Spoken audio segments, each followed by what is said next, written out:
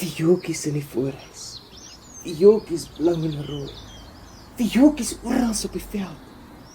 En oral, ai, so mooi. Dit is die maand Oktober. Die mooiste maand. Dan is die dag so helder.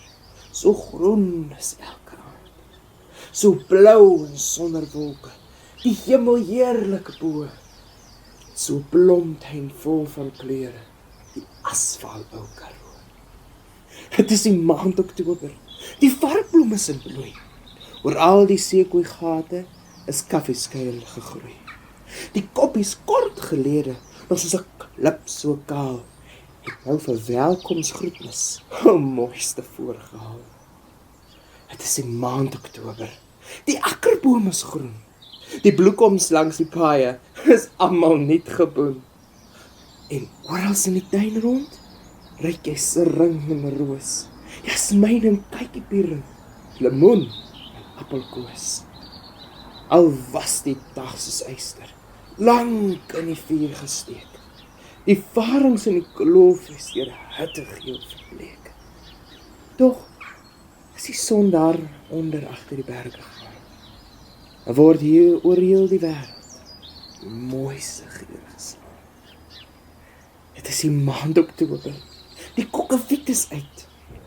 Boomsingertjies en kriekies, die hoor jy oral fluit. Verskaal is op die oorlog, daaronder by die sluis. Daar is 'n dorreboom, sy spens en sy kombuis. Dit is die maand Oktober. Ek dink die mense vier vir ewig in die hemel Oktobermaand soos hier.